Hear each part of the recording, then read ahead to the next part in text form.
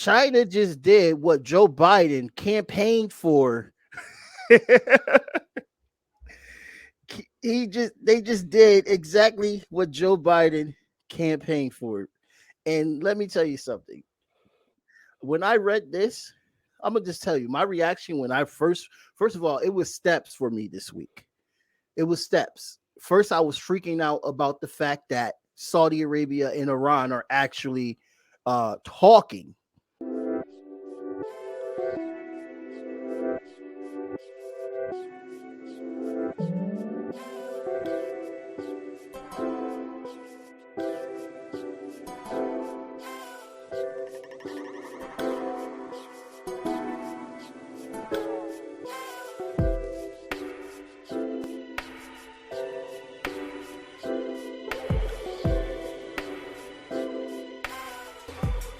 Taking part in the Easter egg rolls after 2024. Well, I plan on at least 3 or 4 more Easter egg rolls. At least 3 or 4 more. Maybe 5. Maybe 5. maybe 6. So What the hell? are you saying that you would be taking part in our upcoming election in 2024? Well, I'll either be rolling an egg or being the guy who's pushing them out. Come on, help a brother out. Make some news for me. I plan on running out, but we're not prepared to announce it yet. Well, ladies and gentlemen, welcome back to another episode of Unsavory Politique. I have Tommy Nation with me. He's going to be another great returning co-host, and we are going to have a great show today. I want you to guys get prepared. As you see what we just saw, Joe Biden unofficially announced an announcement that he was going to run, planning on run, but it's not official yet. So why would you say it? He has this type of pattern with him where he kind of say things that are true in a way that he doesn't want to say that it is true. I kind of noticed this about him. For instance, do you guys remember about the Nord Stream 2 pipeline? Let me answer the first question first. If Russia invades, that means tanks or troops crossing the border of Ukraine again. Then there will be no longer a Nord Stream 2. We will bring an end to it. How will you do that exactly, since the project and control of the project is within Germany's control? We will, I promise you, we'll be able to do it. Terrorism. That is literally the president acknowledging that the U.S. will take part in terrorism. So he does this. I mean, am I saying too much about this, Tommy? Does he not do this? I mean, the only mistake you make, Jamar, is that he's telling the truth in some way. I think he's accidentally telling the truth, but it's to me, there's still a lie in it all. Like his truth is, he promised to end the war in Yemen, right? 2 years into his presidency, China may have delivered on that, and everybody knows that he has to ask permission to all his masters, who give him campaign finance contributions, Jamie Dimon and Mark Bloomberger. He has to kiss the rings in order for them to get permission so they can set up his cabinet and they can run the country. He's not doing anything. He's not delivering on his campaign promises, and he's not really being a leader in any way, whether at home or whether here, whether foreign or domestically. Right. It's all just that really is the reason why Trump has the key in. He has so much of the following that he has left today, even under indictment. Right. And we're about to get to that, people. But last thing, what do you think if, we know he's going to run? This is funny that he says, oh, well, I'm planning to run. I'm like, if you were really smart, you'll say, oh, well, I don't want to talk about that right now if you don't want to reveal it. But you basically just revealed that you are planning to run. Now, why should Democrats, people that align with the Democratic Party, I'm talking about the voters, why should Democrats vote for Biden Do you think that the Democrats are going to be happy about Biden?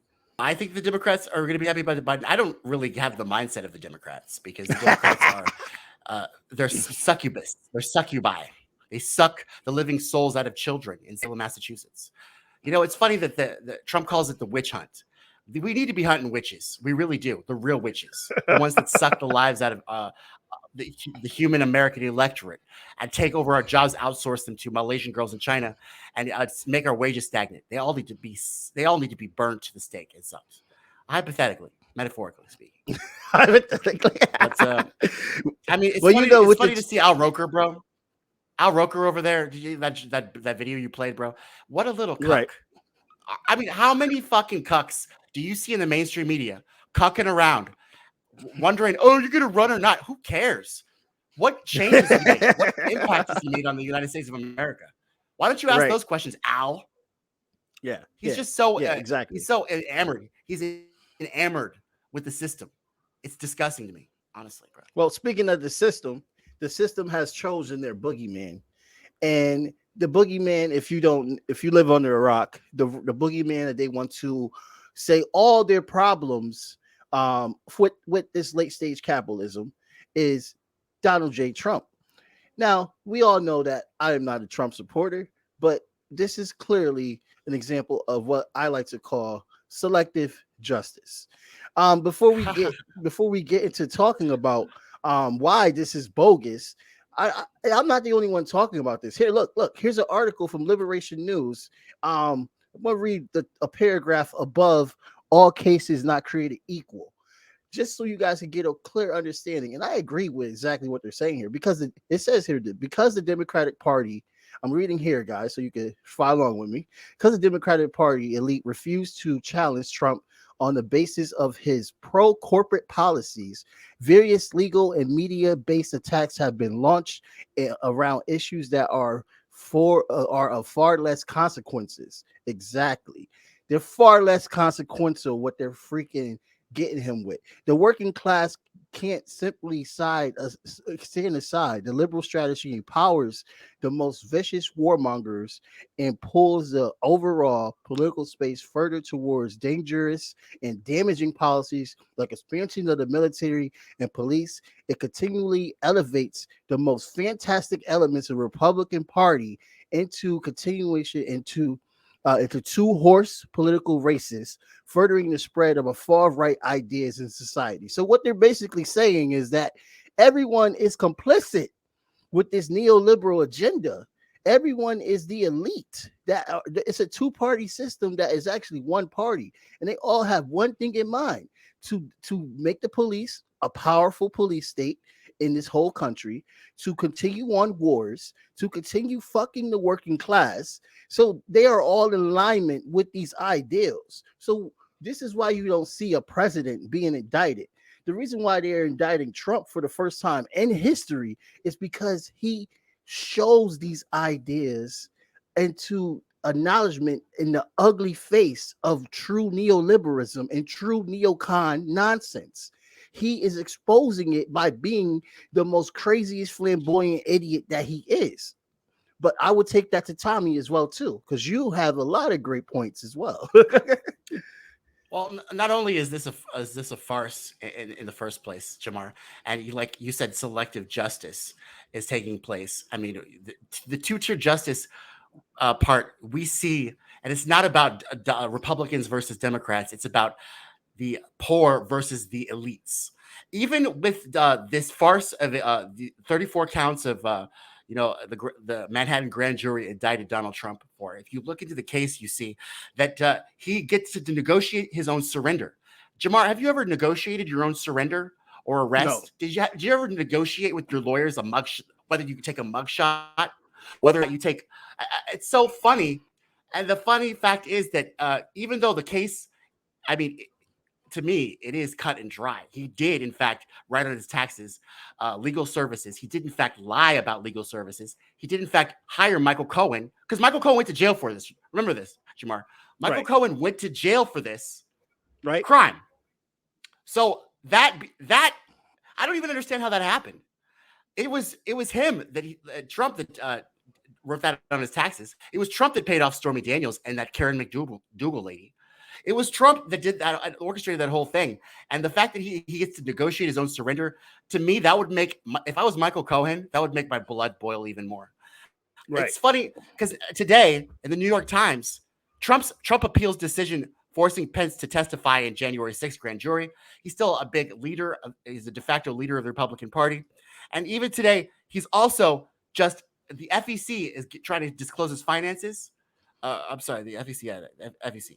So he just ignored them. Fine. He just ignored the deadline for the personal finance disclosure to the FEC today. He's ignored whatever fake news. He gets to ignore institutions of our governmental justice system. He gets to ignore mugshots. He gets to ignore the tiers of justice. He gets to ignore the being held accountable for his actions. All the while, he has his followers giving him money. $300 million was reported into his campaign finance contribution war chests. And also, Jamar, last year, let this not go unnoticed. Last year, he refinanced his mortgage for Trump Tower. His mortgage was $100 million. He's in debt $1.3 billion throughout throughout all his estates. All of his money is sinking. His loans are coming due. And I believe this is the reason why he decided to run for president in the first place.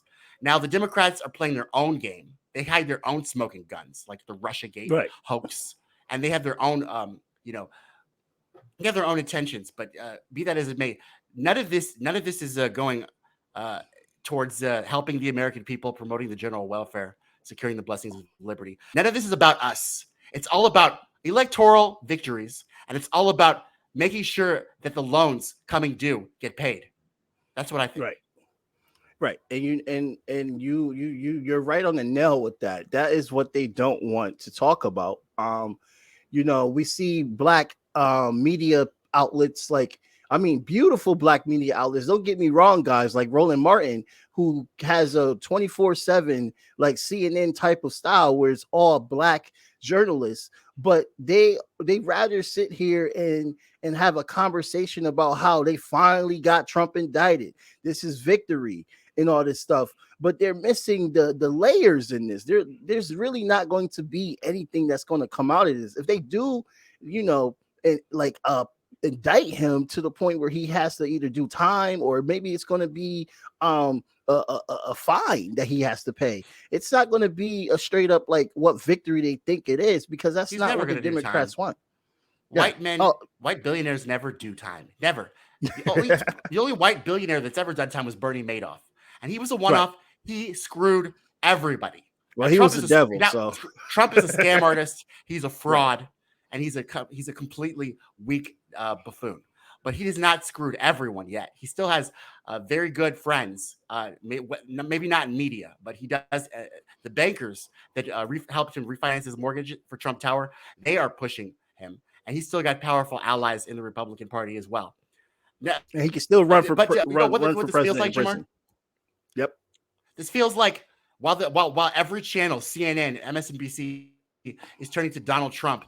And they're not giving, by the way, to my progressive friends, they're not giving any coverage to Marianne Williamson. She even got a spike in the polls. Do you see CNN talking about that?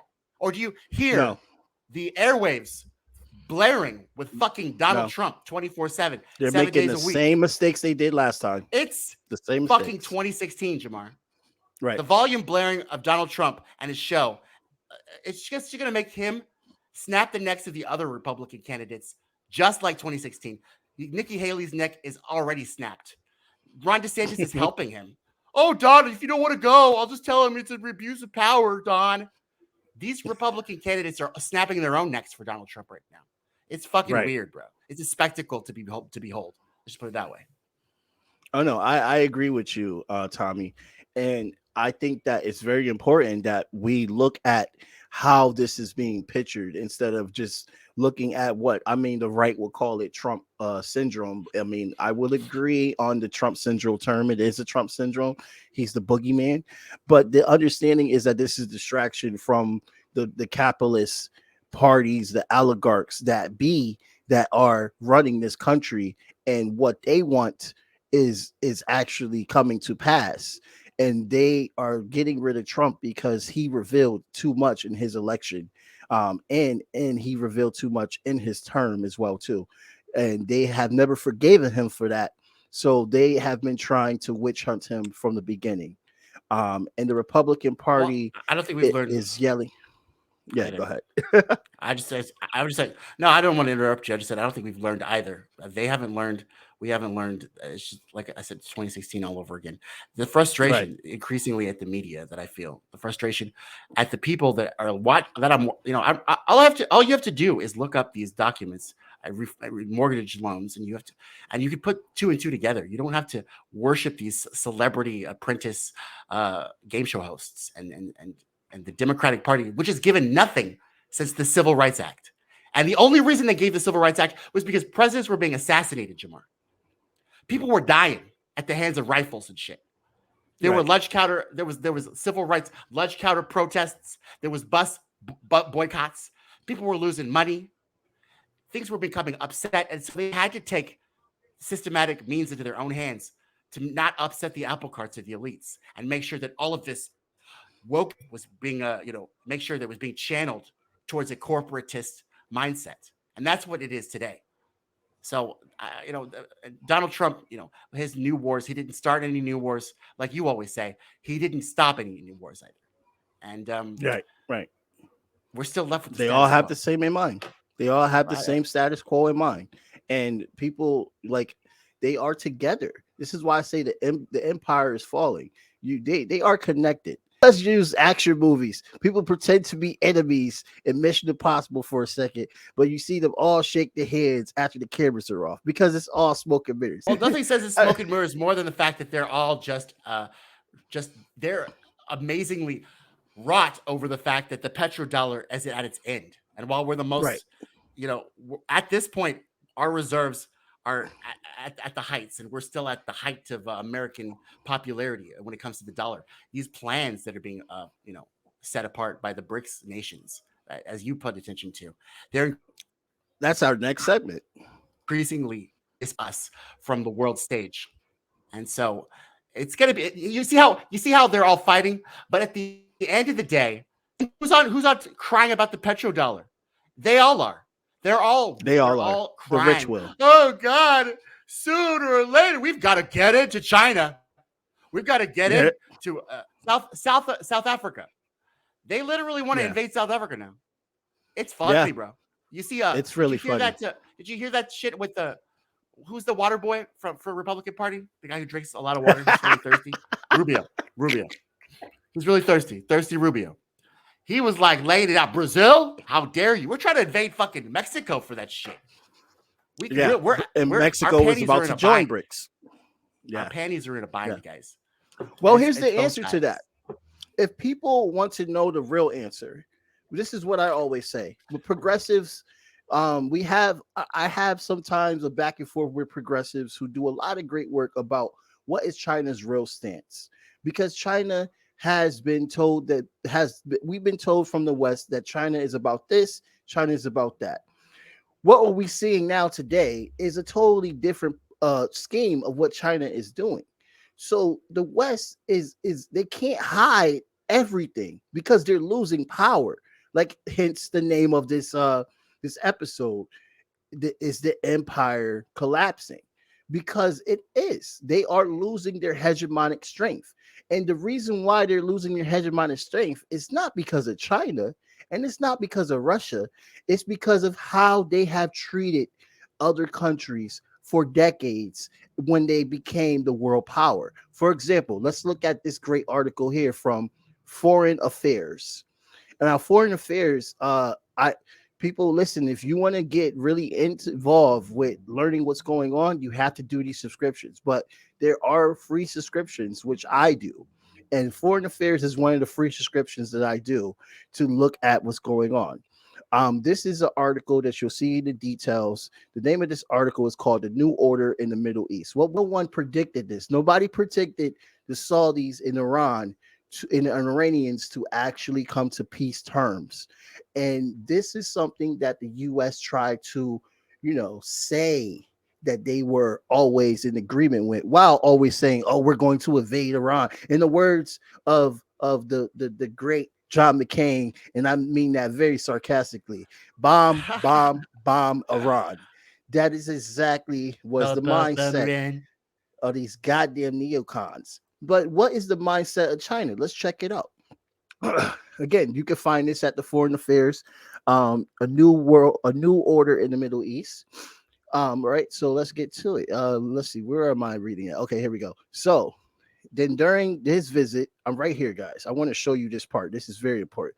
During so they're talking about the visit that Xi Jinping had compared to the visit that Biden had.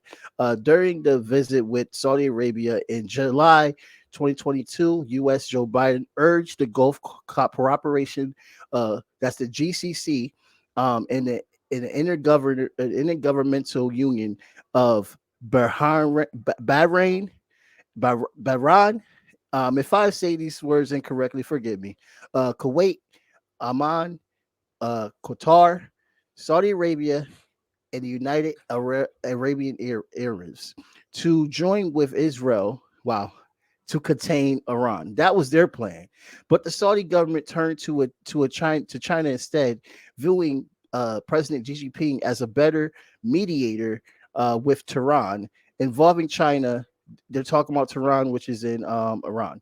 The Saudis believe was the surest guarantee a deal with Iran would last, since Tehran would be unlikely to risk jeopardizing a relationship with Beijing by violating such a deal.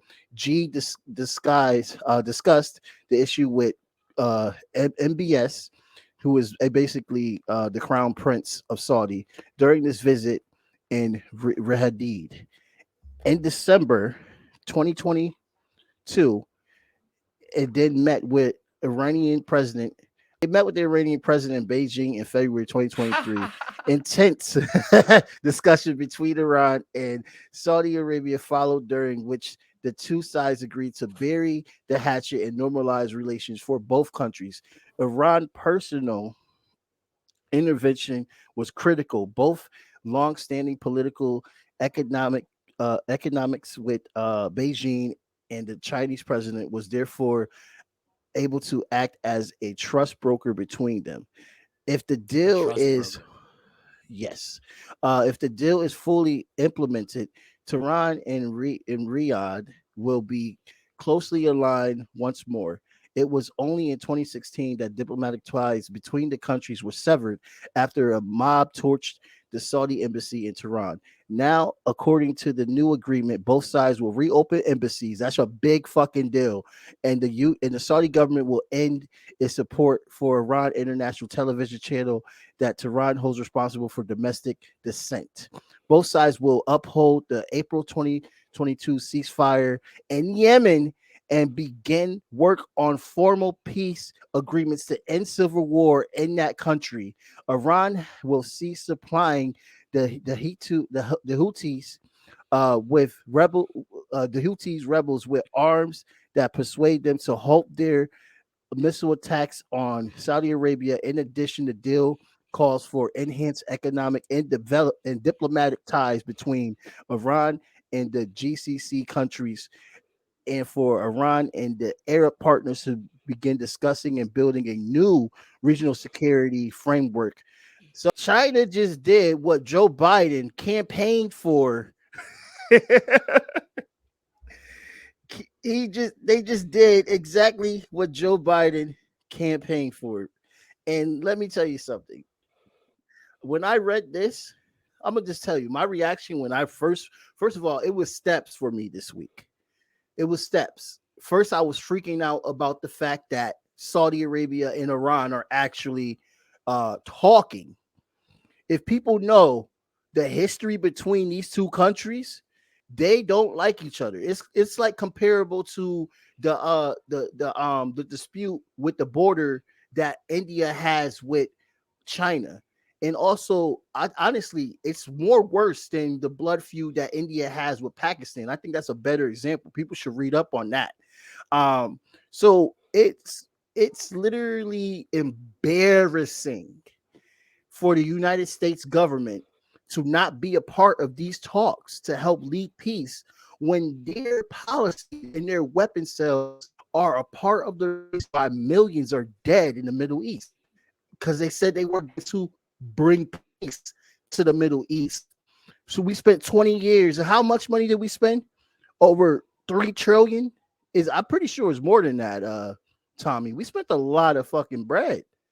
I mean, Right. just a So long now we winning know that war. those wars were not for peace. They were for the military industrial complex, Wall Street, and the banks. Just like we should have known all before this. So now we know, guys. Right. Now we know that these wars were not for peace. They were not for spreading the seed of democracy. They were not for liberation. They were for BlackRock to destroy, conquer, and enslave populations and make good business opportunities for the corporations and the oligarchs here in the West. And the liberal New World Order that Joe Biden spoke of are those corporations. They're not us. Right. They're not us at all.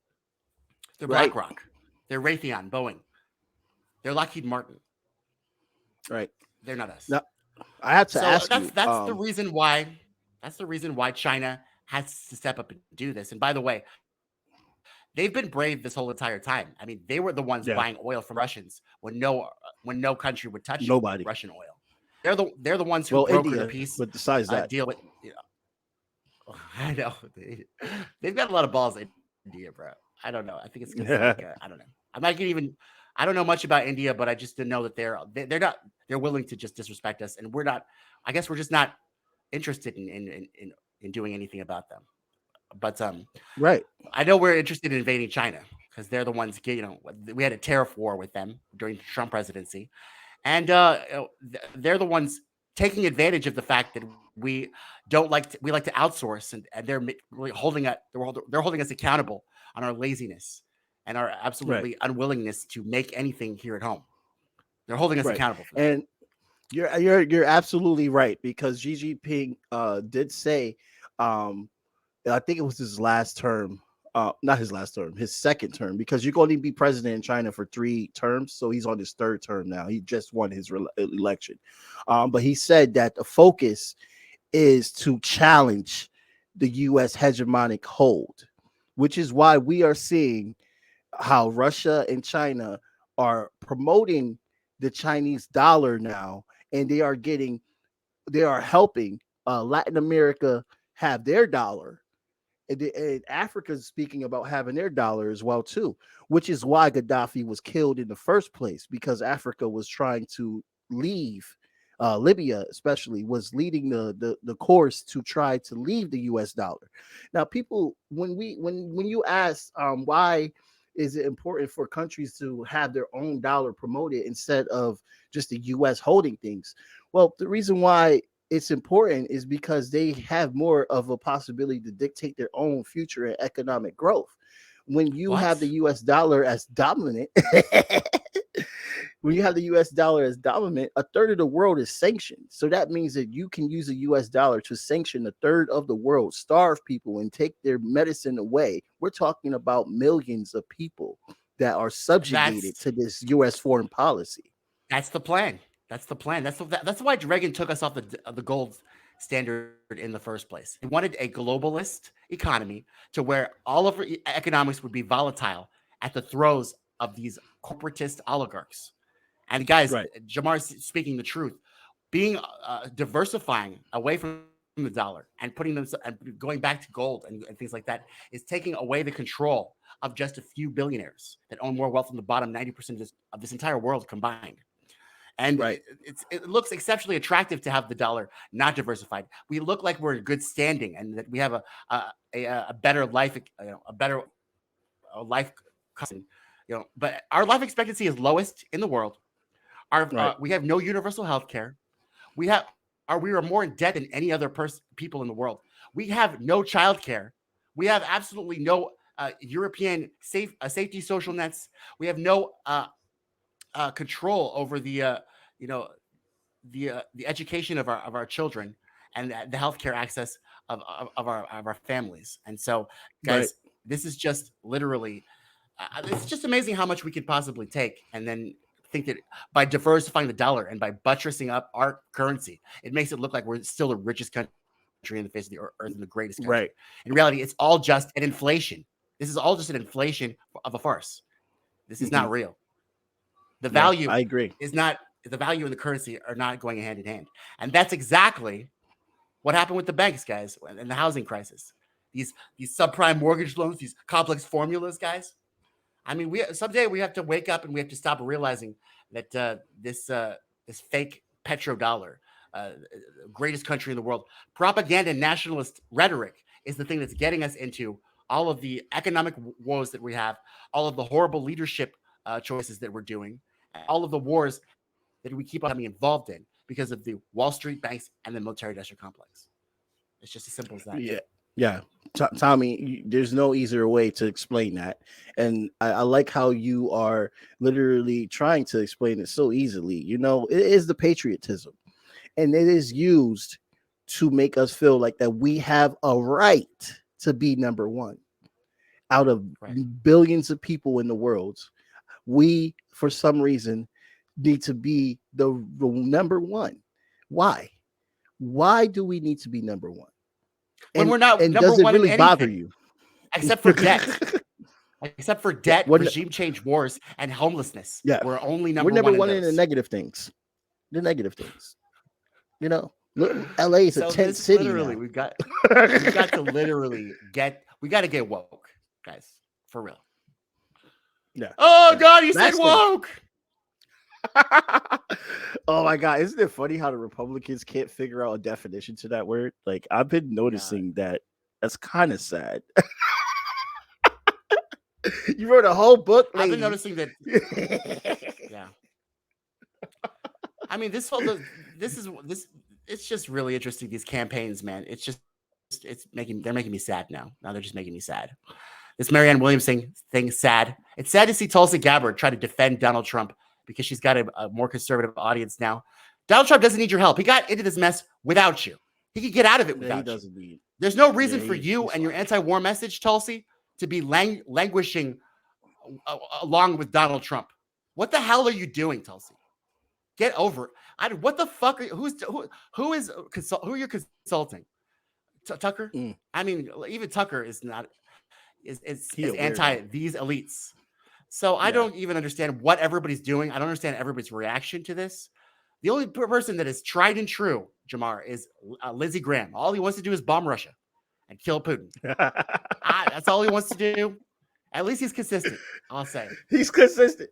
And, you know, I would say they are consistent because they just got Finland a part of NATO. So that just basically made the border twice as long for them to try to invade.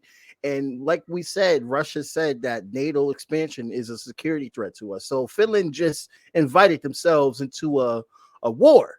Congratulations, Finland. Congratulations. What makes you think that they invited themselves, though, Jamar? I'm pretty sure they didn't invite themselves. I'm pretty sure this is a stick.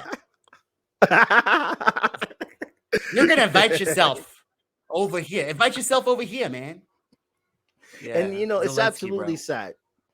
And yeah, Zelensky. I was trying not to say his name this episode. It's just sad. It's just sad because he's gonna die. He's either he's gonna die or he's gonna be like Ashraf Ghani, helicopter with money all out the windows. Bye bye. Right. Do you know where Ashraf Ghani is? By the way, Jamar, let's try to find him. No, I don't. Yeah, let's try to find Ashraf Ghani for the next live stream. Let's locate him. It's like Carmen San Diego. Oh, okay. Maybe we can get him on the show. You know what I mean? Where in the world is Ashraf Ghani? Maybe we could. I think he's being hunted by the CIA. Oh man, no. I'm pretty sure. And you know, also not to mention about Europe. I would like to talk about real quick before we end the show, ladies and gentlemen.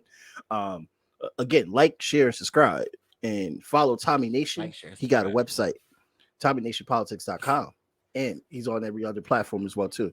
I want to give a shout out, and this is actually a criticism shout out to the beautiful president of France, President Emmanuel Macron. This clown is talking about now how he wants to not be a part of the aggression with China, with Taiwan, and all Europeans should be against that and should not become lapdogs to the America. You already did that with Putin. You became a lapdog to America with Putin. You let your economies fail, and now all these working class people are in the streets starving and fighting for their lives to get you to understand that they need to be there's need to be a focus on the working people and not war. You did that already. So go ahead. Join America with China and lose. Because all you guys are going to lose. You're 15% of the population of the world. 15%. Oh, we got nukes, though. This It's the only thing that scares me. yeah, Tomorrow. but China got nukes too. Russia got nukes. But we're the only ones who have set them off before. We're the only ones who have set them off before. And that's the other issue. I have a problem with people thinking that Russia and China will be the first one to send nukes when we already bombed Hiroshima and Nagasaki in 2 days. So 80,000 people. Yeah, straight up cycles. But I think this was a good show. I don't want to go too much into it because it's a very scary topic to get into nuclear warfare. And it's not something to end on at all. It's bitter, very bitter. Not sweet at all, guys, but bitter. Tommy, you got any last words before we end our great episode? I like your last words, Jamar, but I think the most that we have to do is be free thinking, innovative, totally open-minded, guys. And we'll catch you later. Don't forget that we have a Tommy Nation Politics live stream on Tuesday, which is tomorrow probably. So check us out, 8:30 p.m. Central Standard Time, and we'll see you guys. Hopefully the show educated you and inspired you to do better. Yep. Thank you, Tommy. And everybody, like, share, subscribe. Have a good day.